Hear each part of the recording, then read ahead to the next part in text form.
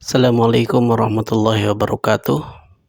Baru-baru ini cukup ramai diperbincangkan dalam jagat media sosial yang berkaitan dengan sosok seorang perempuan yang cukup kontroversial.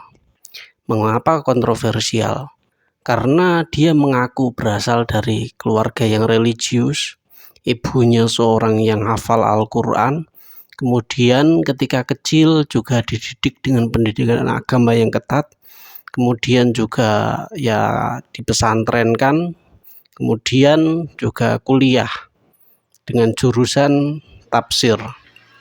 Tentu saja dengan usaha-usaha orang tuanya yang berusaha untuk mendidik anaknya dalam jalur keagamaan, itu harapan orang tuanya tentu ingin agar anaknya itu kelak bisa memahami agamanya dengan baik dan benar.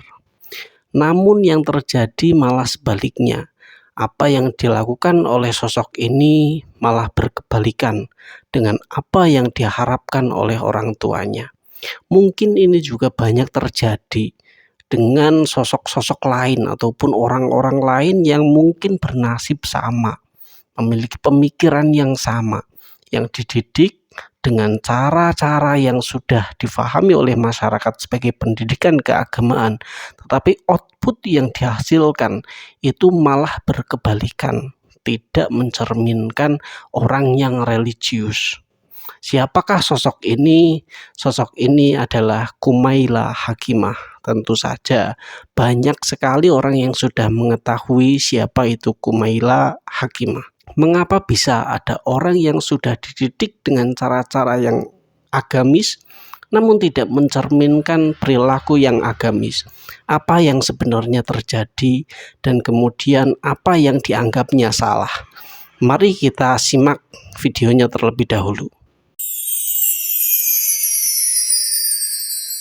Kualitas pendidikan Islam misalkan. Contoh. Dalam data terakhir, kalau saya ngambil datanya Rehman atau enggak Islamicity Index lah ya, bahwa negara paling Islamis sekarang tuh kan Denmark gitu.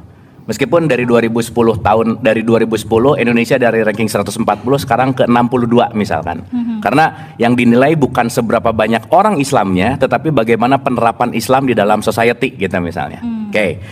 Nah, yang menarik adalah kalau kita Indonesia sebagai negara Islam yang umatnya banyak, kan kalau logikanya harusnya lebih Islami lah dalam tanda petik ya.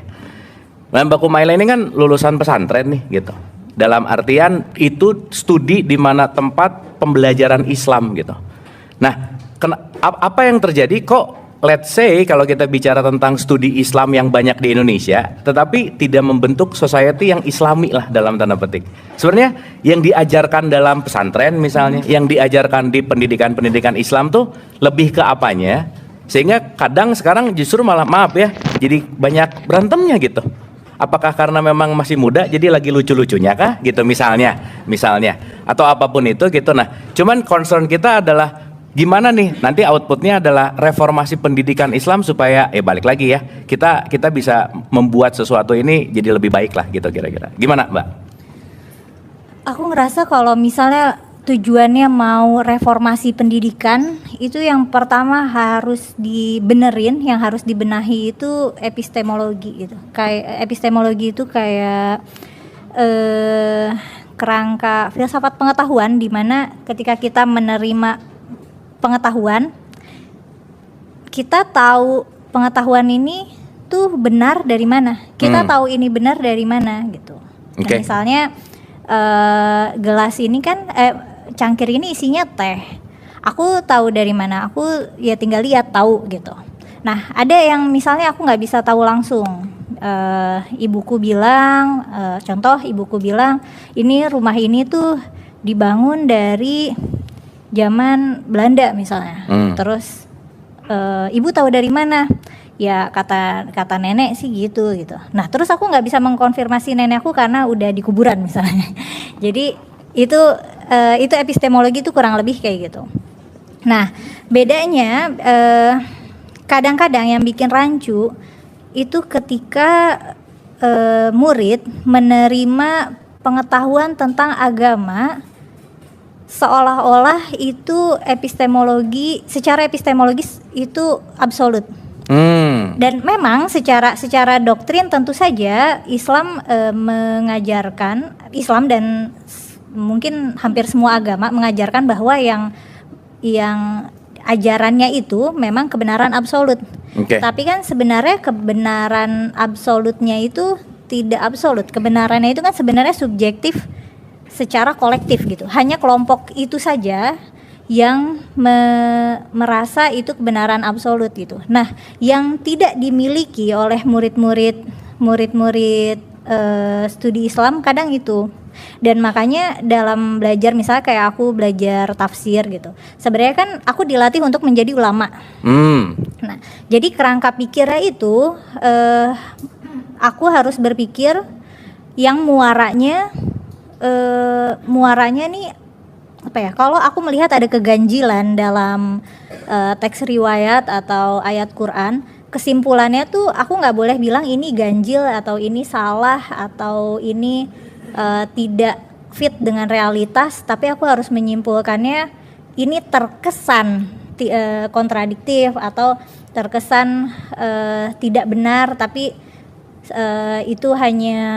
itu kita belum tahu karena Allah yang tahu dan Allah maha benar gitu. Kerangkanya ke situ lagi. Tapi kan kerangka yang kayak gitu nggak bisa diterima orang umum. Kerangka kayak gitu kan cuma bisa diterima orang yang beriman aja. Sebenarnya kalau kita melihat track record dari Kumailah Hakimah, tidak ada yang salah dari proses yang ia jalani, di mana dia sejak kecil sudah dididik dengan cara yang agamis, kemudian juga disekolahkan ataupun dipesantrenkan di pesantren-pesantren yang mengajarkan tentang faham-faham keagamaan, kemudian juga mengenyam pendidikan perguruan tinggi dengan jurusan sesuai dengan jurusan yang mendalami tentang keagamaan.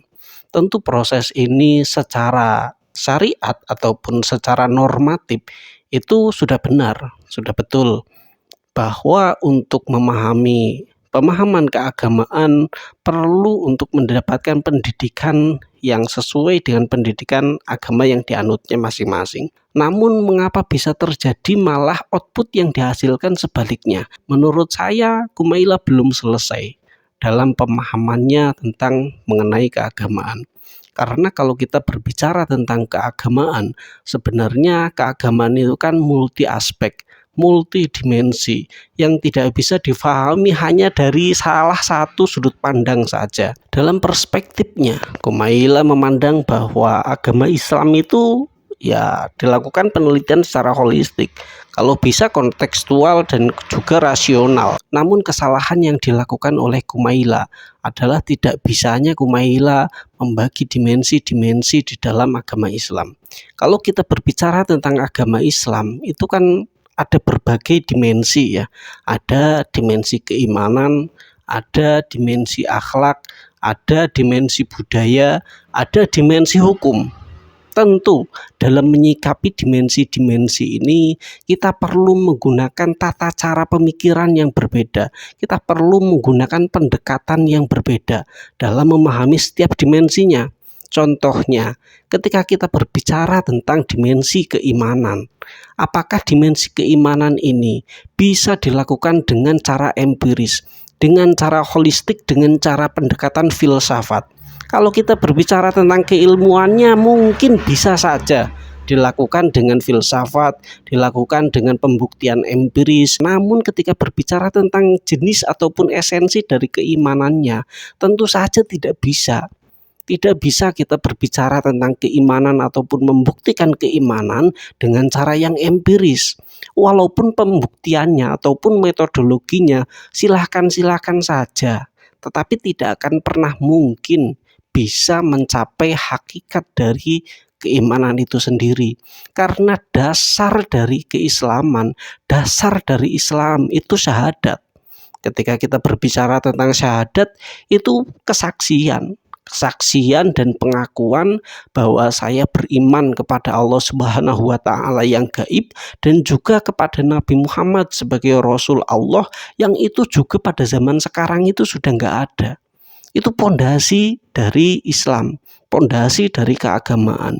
Lantas bagaimana kita akan membuktikan bahwa Allah itu ada, kemudian cerita tentang Nabi Muhammad itu benar-benar terjadi, kemudian bahwa Nabi Muhammad itu benar-benar Rasulullah? Bagaimana mungkin kita akan membuktikan dimensi-dimensi keimanan ini kalau pendekatan yang kita gunakan itu adalah pendekatan yang empiris? Maka ketika berbicara tentang dimensi keimanan, jangan digunakan pendekatan-pendekatan keilmuan secara empiris, karena sampai kapanpun tidak akan pernah sampai.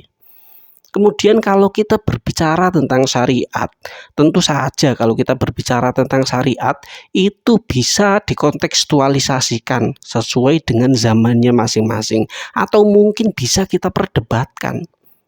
Dimana syariat itu kan kalau di Indonesia ya hukum lah, ada hukum tata negara, syariat secara tata negara, ada syariat secara ubudiyah seperti sholat, puasa, haji. Dan ini kalau kita berbicara tentang perintah sholat, perintah puasa, perintah zakat, perintah haji, ini jenis perintahnya sudah tidak bisa diperdebatkan, bahwa semua ulama, baik itu alirannya apapun, semuanya pasti sepakat bahwa yang namanya sholat, yang namanya puasa, haji, zakat itu merupakan suatu kewajiban bagi muslim. Ini tidak bisa diperdebatkan.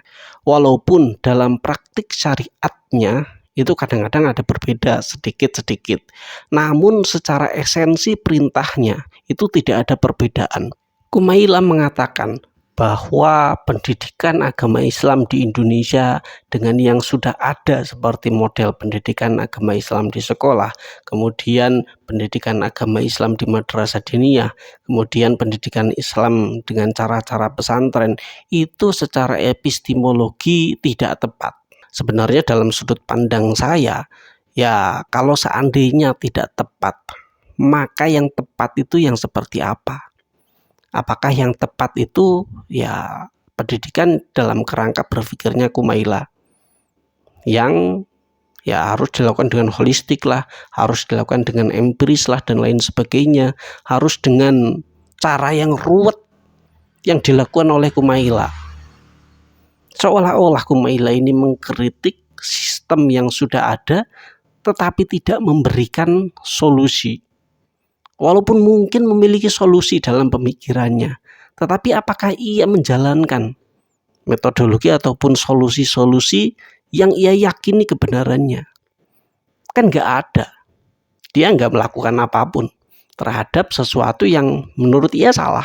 Kalau menurut saya ya biasa-biasa saja. Pendidikan di Indonesia, pendidikan Islamnya itu ya biasa-biasa saja. Walaupun ada pertanyaan, di Indonesia mayoritas muslim, tetapi secara indeks itu tingkat pengamalan keislaman, nilai-nilai keislamannya itu rendah. Mengapa bisa terjadi? Kalau kita berbicara tentang Indonesia, ini tidak hanya masalah nilai-nilai keislaman saja.